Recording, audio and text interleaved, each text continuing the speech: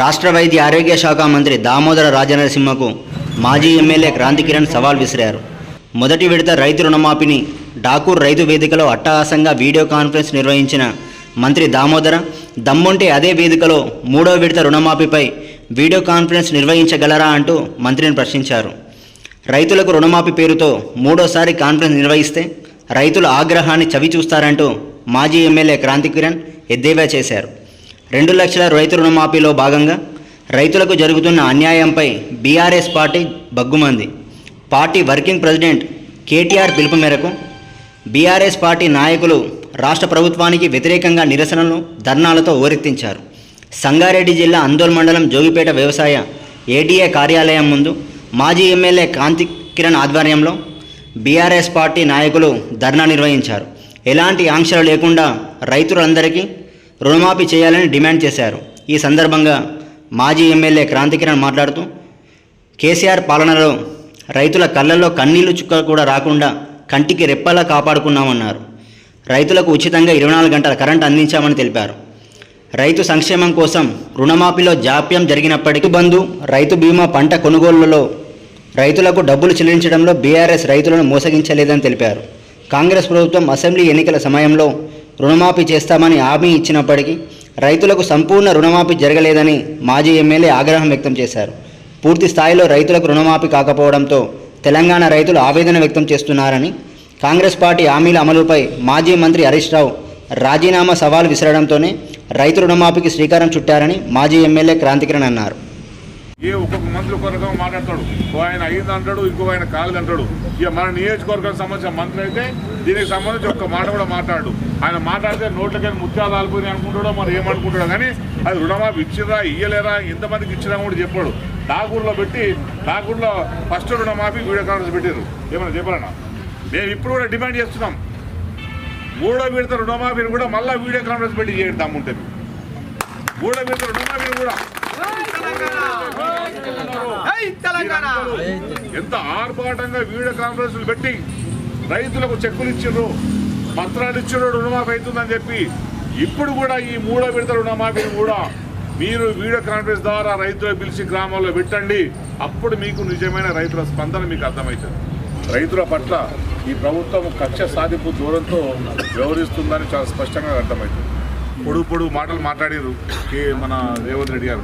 ఇంతకుముందు కమలమ్మ చెప్పినట్టు నేను అది చేస్తా, ఇది చేస్తా, చేయకపోతే తల తీసేసుకుంటా, లేకపోతే ఇది చేయండి, అది చేయండి అని చెప్పి ఎన్నో మాటలు చెప్పారు. కాంగ్రెస్ పార్టీ నాయకులు ప్రజలు నమ్మిరు. కేసీఆర్ సార్ అట్లా చేయలేడు. ఒక పద్ధతి ప్రకారం అవుతుందా కాదా, ఈ ప్రభుత్వంలో ఆర్థిక పరిస్థితి సరిపోదా అని ఒక అంచనా వేసి కేసీఆర్ సార్ ముందుకు పోతున్నాడు. ఎక్కడో రైతులు ఇబ్బంది పెట్టలే. రుణమాఫీ చేయడంలో మనం కొంచెం ఆలస్యం చేసినా కూడా రైతు బంధు ఇవ్వడంలో ఎక్కడ ఆలస్యం చేయలే. రైతుల పంటను కొనుగోలు చేయడంలో, కొనుగోలు చేసిన తర్వాత పైసలు ఇవ్వడంలో కూడా ఎక్కడ కేసీఆర్ సారు ఆలస్యం చేయలే. మీ పంట కొన్న తర్వాత పైసలు వెంటనే పడ్డాయి. కరెంటు కూడా 24 గంటలు ఎక్కడ కష్టం లేకుండా కరెంటు వచ్చింది. రైతుకు కంట్లలో కన్నీళ్లు రాకుండా చాలా గౌరవంగా చూసుకున్నాడు మన కేసీఆర్ సార్. అయినప్పటికీ కూడా మీ మాటలు నమ్మి, మీరు చెప్పిన కళ్ళబొల్లి మాటలు నమ్మి వాళ్ళు వేసిన ఓటుతోనే మీరు గెలిచారు. ఇప్పుడు వాళ్ళకు మీరు ఏం చేస్తున్నారు? ఇంతకుముందు పెద్ద మనిషి చెప్పినట్టు మోసేతికి బిల్లం పెట్టి ఏమంటే కళ్ళ నీళ్ళు తెప్పిస్తున్నాడు. పెద్ద మనిషి చెప్తున్నాడు కళ్ళ నీళ్ళు తెప్పిస్తున్నాడు. ఎందుకంటే నీకు ఓటేసిన పాపానికి రైతులందరికీ బీఆర్ఎస్ ఉన్నది, బీఆర్ఎస్ అండగా ఉంటుంది. రైతుకు ఏదైతే హామీలు ఇచ్చిర్రో ఆ హామీల్ని నెరవేర్చే విధంగా మీ తరఫున మేము అండగా ఉండి కొట్టాడతామని చెప్పి మళ్ళా కేసీఆర్ హరీష్ రావు గారు సవాల్ చేస్తే నువ్వు ఆగస్టు 15 కూడా ఇవ్వకపోతుండే, గుర్తున్నావే? ఆగస్టు 15 కూడా ఇవ్వకపోతుండే. హరీష్ రావు సవాల్ చేసిండు, ఆగస్టు 15 లోపల నువ్వు ఇస్తే నేను రాజీనామా చేస్తా అని చెప్పి హరీష్ రావు సవాల్ చేసిండు. ఆ సవాల్కు తలొగ్గి నువ్వు దిగొచ్చినా కూడా ఏమి ఇచ్చినావు? సగం మంది కూడా నువ్వు ఇవ్వలే, సగం మంది కూడా రాలే. అందుకే మేము అంటున్నాం మీరు రాజీనామా చేయాలి, నువ్వు రాజీనామా చేయాలి. నువ్వు కూడా రాజీనామా చేస్తాను ఆగస్టు 15కు నేను ఇచ్చి నిరూపించుకుంటా అన్నావు. మరి ఎక్కడ నిరూపించుకుంటున్నావు? సవాలనే మాటకు అర్థం లేదు, నువ్వు వేసే ఓట్లకు అర్థం లేదు, దేవుళ్ళను అవమానించినావు, అందరిని అవమానించుకుంటూ మీరు చివరికి రైతులతోని అపాస్యం చేస్తున్నావు, రైతుల కట్ల కన్నీరు తెప్పిస్తున్నావు. అందుకే మేమందరం కూడా మీ తీరును నిరసిస్తున్నాం. ప్రభుత్వ వ్యవస్థ ఉన్నది కానీ దాన్ని వాడుకోవడంలో నువ్వు పూర్తిగా విఫలమైనవు. నువ్వు లోన్ ఎవరు తీసుకున్నాడో ఎవరు తెలుస్తుంది? బ్యాంక్ వాడికి తెలుస్తుంది. చూస్తే బ్యాంకులో ఎవరెవరి పేర్లు ఉన్నో లిస్టు నీకు వస్తుంది. అది వదిలిపెట్టి పాపం ఏది తలకాయకు లేదు మోకాలకి కోడిగుడుగు లింక్ పెట్టినట్టు వీళ్ళకేం తెలుస్తుంది? పాపం ఏం పంటలు వేయాలనో ఏం చేయాలో వాళ్ళు చెప్తారు, అధికారులు చెప్తారు. కానీ వీళ్ళ దగ్గర లిస్ట్ తీసుకుంటే ఎట్లా తెలుస్తుంది మీకు?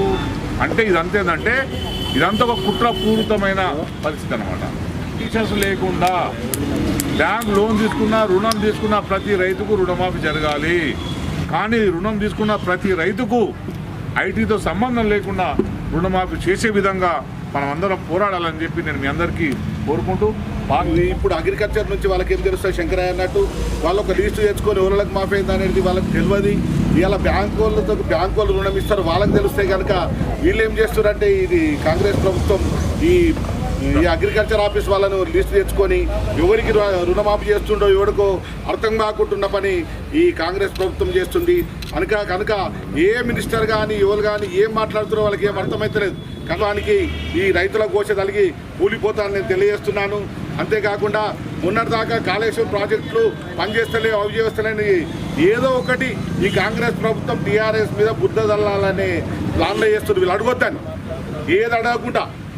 అంతేకాకుండా ఇవాళ సింగూరు జలాలు తెచ్చిన ఘనత మా కేసీఆర్ గారితే.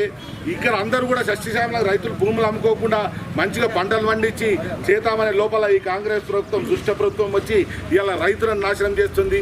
అంతేకాకుండా పంట ఇట్లా రైతు భరోసా ఇట్లా లాగోడి ఇట్లా వర్షాలు పడంగానే రైతు భరోసా కేసీఆర్ గారు తెలుసుకొని రైతు భరోసా ఇస్తుండే. ఇవాళ ఎంతోమంది రైతులు కమ్మలు కానీ గుండ్లు కానీ పెట్టుకొని ఆ ఎరువుల షాపుల్లో తిరుగుతున్నారు. అప్పుడు ఒక్క రైతు కూడా ఇట్లా పెట్టిన పాపాన ఓలేకుండే. అంతేకాకుండా ఈ రుణమాఫీ అని బాధపడి పోయి బ్యాంకుల చుట్టూ తిరుగుతున్నారు.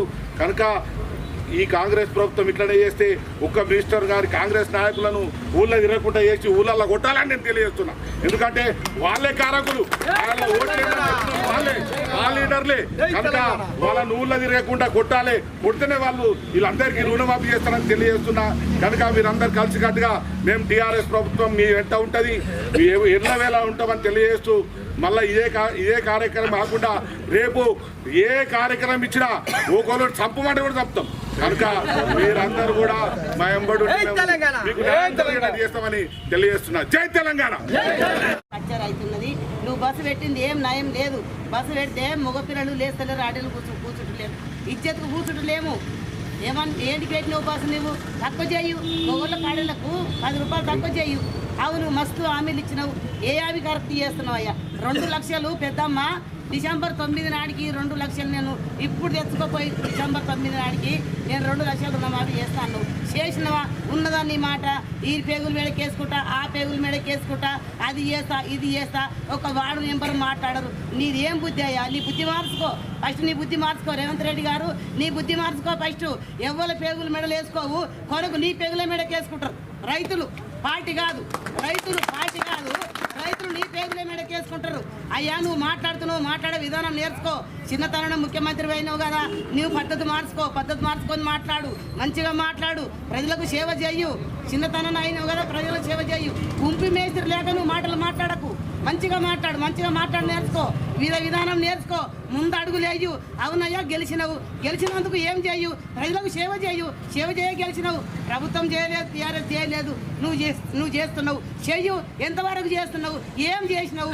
ఏం ఉద్దారకం చేసినావు? నువ్వు 2 లక్షల రుణమాఫీ జగనవందనం చేస్తానే అన్నావు. చేసినవా? నా మొగనికి 45,000 ఉన్నాయి బ్యాంకులో, నాకు 1,30,000 ఉన్నాయి. చేసినవా? ఎవరికి చేసినావు నువ్వు మాఫీ? ఏదో నేను మళ్ళా సర్పంచ్ ఎలక్షన్లు వస్తున్నాయి, అంతవరకు చేతాము అని మళ్ళీ సర్పంచ్లను ఎంపీటీచర్ జడ్పీటీచర్ల అందరూ గెలుచుకుందాం అనేసి 2 లక్షలతో డుక్కులు చేసినావు. ఎన్ని చేసినావు? 100కి 30 చేసినావు. 70 ఉన్నాయి. అట్లనే పోదాంపా, ఇంక్వైరీ చేయి. అన్ని గ్రామాలలో ఇంక్వైరీ చేయి. పోదాం, ఇంక్వైరీ చేయు. ఏ కాంగ్రెస్ వాళ్ళు సరే గ్రామంలో గ్రామ బలమే చేసుకుందామండి. ఇంక్వైరీ మాటలు మార్చుకో, పద్ధతి మార్చుకో. హరీశ్రావు ముక్కు నేలకు రాయమంటావు. ఇవాళ 15 ఆగస్టు నాడు చేస్తాను ఉన్నావు, ముక్కు నేలకు రాయమన్నావు. నువ్వు 15 ఆగస్టు నాడు చేయలేవు, నువ్వే ముక్కు నేలకు రాయి. ఆయన కాదు రాసే, నువ్వే ముక్కు నేలకు ఆయన చేస్తే ముక్కు నేలకు రాయమని అన్నావు కదా, నువ్వే ముక్కు నేలకు రాయి.